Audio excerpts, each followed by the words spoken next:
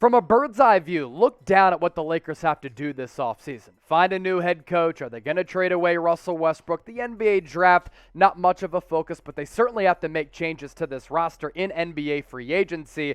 There are a lot of news and rumors item that we're going to cover here on the Lakers Report on today's show, but all throughout the offseason. So speaking of the offseason, if you're excited for it, hit that thumbs up icon, like the video, and let's take a look at these top realistic free agent targets who the Lakers could target this summer.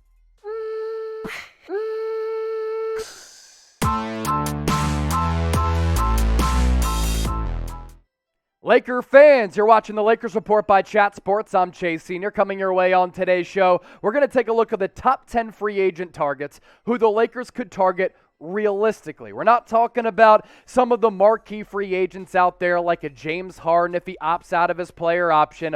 All of these players are actually realistic options to hop on board Los Angeles given the financial constraints that are currently withstanding within this organization. Because when you look at the Lakers in terms of the cap, negative $48+ million.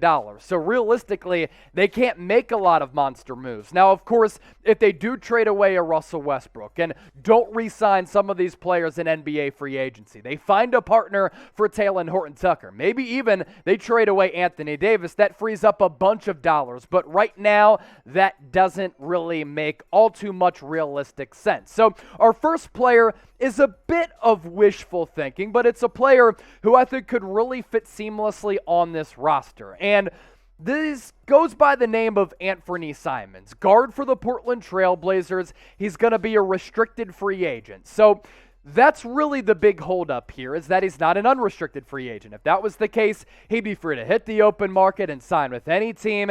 But the Portland Trail Blazers will have an opportunity to match that contract for Anfernee Simons. Now, he was shut down this year because of patellar tendinopathy, but the 22-year-old was in the thick and in the midst of a breakout year. Really, his game started to pick up once the Trailblazers traded away C.J. McCollum, and because Damian Lillard was injured, that allowed Simons to get a bunch of offensive opportunities.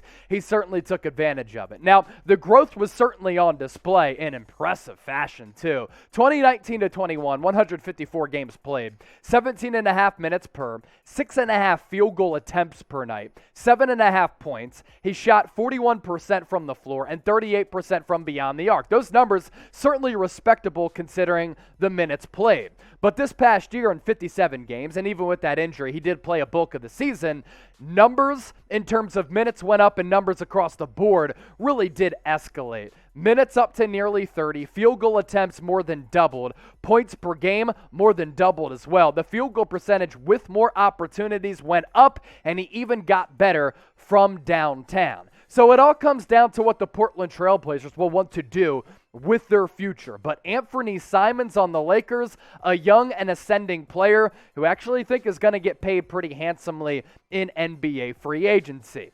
He is one who I would like, but name a player, it could be him or a different player you want the Lakers to target in free agency. Give me a name or names in the comment section down below. We move ahead to Gary Payton II, a guy who's really had to carve out a role throughout his NBA career, overshadowed coming out of Oregon State, failed to make a couple of NBA rosters, went back and forth between the G League level and the NBA level. But this past year with the Warriors, he was firmly entrenched in that rotation and had a breakout year. He's super athletic. He can jump out of the gym. He can guard multiple positions. What's interesting about Gary Payton II, he has guard size as the son of the legendary Gary Payton, the glove. But at times this past year with the Warriors, they played him at the 4 or 5 because he is so long and athletic, and he was able to really hold up defensively on that end of the floor. You take a look at the numbers that he put up this year, 7 points per game, 3.5 rebounds. He's always going to alter passing lanes and deflect passes, which then turns to fast break points, and shot around 62% from the floor. He was good from the field and pretty solid from 3. He's going to be more of a corner 3 marksman instead of a guy who's really going to get his own and hit some step back triples, but a very good glue guy, and a guy who could really put his imprint on this roster. Move ahead to Malik Monk. He's currently on this team, but set to be a free agent, an unrestricted free agent. So he too, like Gary Payton II, free to sign with another team in the NBA. Malik Monk at points this year was probably the third best player on the Lakers, considering injury issues and the struggles of a couple of players on this team. I'll gladly welcome Monk back for a couple of reasons. He's athletic, he's long, he can put the ball on the deck, and he can certainly play make and create.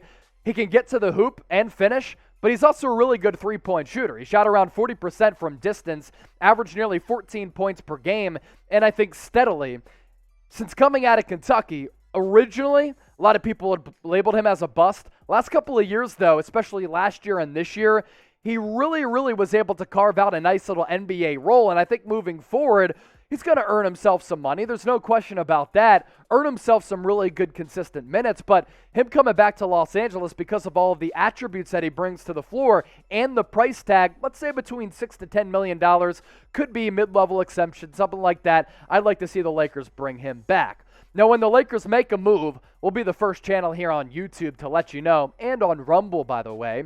We are approaching 43,000 subs, and this past week, we've picked up about 500 new people who have joined the Laker Nation family here at Chat Sports. So if you want nonstop videos, multiple videos per week, and honestly, we're to the point where we're pushing out anywhere between 4 or 5 videos per week, hit that red subscribe button down below or plug in that link, youtube.com/LakersTV.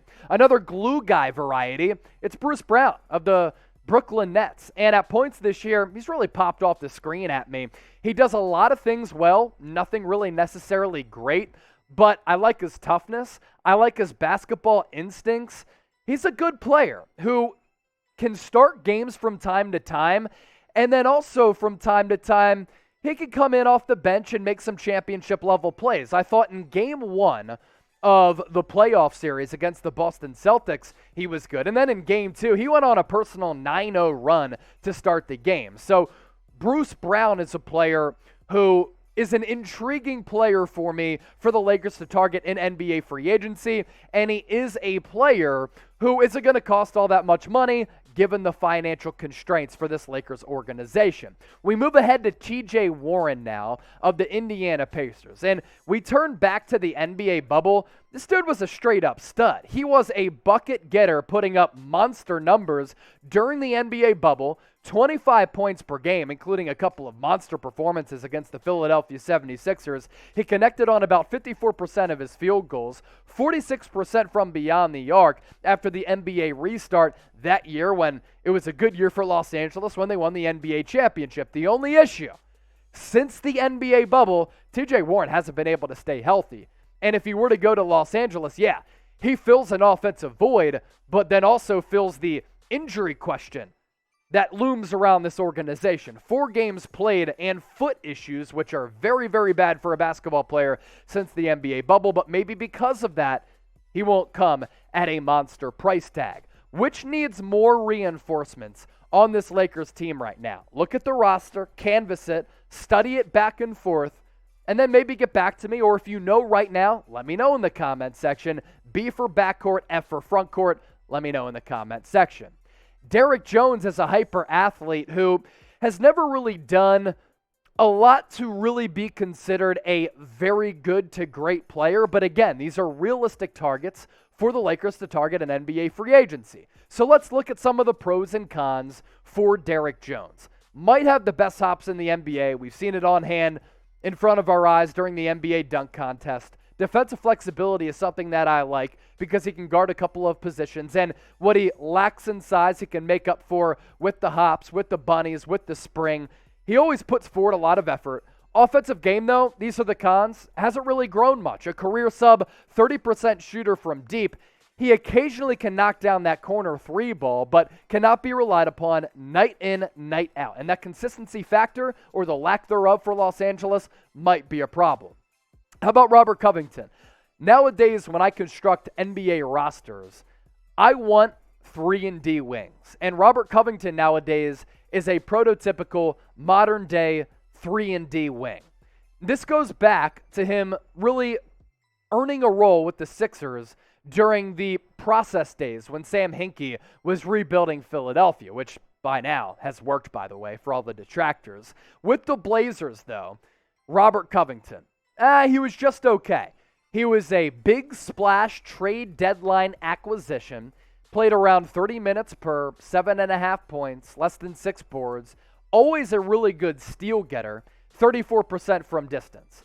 With a better team, though, with the Clippers, opened up some shot opportunities for him. He had more open looks, and because of that, he was able to take advantage, knocking down 45% of his three-point attempts. Now, what's interesting, 40 games started with the Blazers, 2 games started with the Clippers, so maybe he feels more comfortable coming in off the bench. But as you can see, numbers went up with the minutes going down, rebounds about the same, and he's always going to be a very good versatile defender along that wing spot to lock down some of the opposing team's number one options. Now, a lot of you watch the Lakers Report on YouTube. You can also check us out on Rumble. Free and uncensored content over there, in addition to sports, news, politics, tech, business items. We continue to grow to the platforms that you as the viewers use, so give us a follow on Rumble, rumble.com/LakersTV. Hit that green follow button when you plug in that link at the bottom of your screen, rumble.com/LakersTV. Let's get to 1,200 followers on Rumble as soon as possible.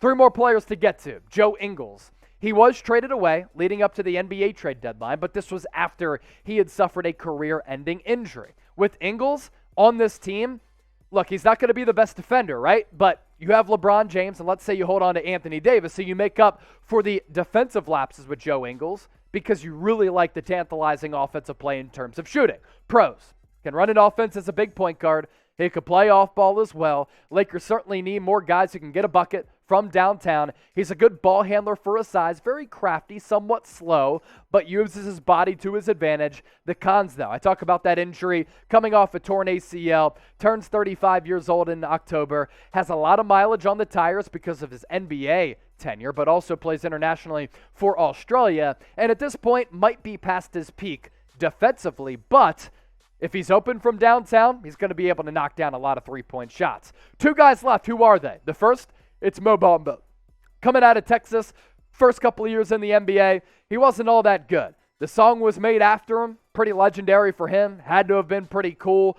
The Bamba highs are really, really high, especially this past year. He poured in a couple of 30-point performances where he was knocking down some triples and making some plays off the dribble. He's always going to be a fantastic athlete, but some of the lows are low. I'd love to see Mo Bamba be more consistent, but at this point, I'm not sure he's that much of a consistent player. This past year, 10.5 points per game, 8 rebounds, nearly 2 blocks, so he can certainly be and serve as a rim protector. And from 3, he knocked down about 38% of his three-point makes and opportunities. So that shows you some growth within his game, positional versatility, really good athlete, guy who can protect the rim, run the floor, and he stretched his offensive arsenal out to the three-point arc. Let's say that the Lakers don't bring back Dwight Howard. Could they focus in on a player like DeMarcus Cousins? He, too, set to be an unrestricted free agent, unlike Mo Bamba, who's going to be a restricted free agent. DeMarcus Cousins, he is well past his prime. But honestly, he's played nicely in Denver as a backup center. Now, when you get to this point in the NBA playoffs, do you want DeMarcus Cousins as your backup 5? And if you're Denver, would you rather have a guy who you had last year in JaVale McGee, who the Lakers know very, very well? I'd rather have JaVale McGee. But the backup center market in terms of veterans is somewhat thin. So Boogie played nicely in Denver as the backup center behind Nikola Jokic. At times, he looks a little bit slow and can get burnt defensively, but Boogie ain't scared, man.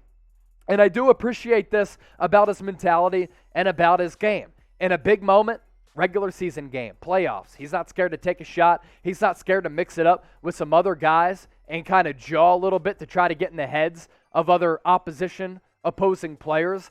Little bit of a problem defensively, offensively, because he doesn't have that offensive spark, but as a backup center, maybe even as a third-string center, I don't hate it considering the price tag and the experience. Those were 10 realistic ideas for players who the Lakers can pursue in NBA free agency. Who did I miss? Let me know in the comments section. You can rip me if you want. This is America, freedom of speech, baby.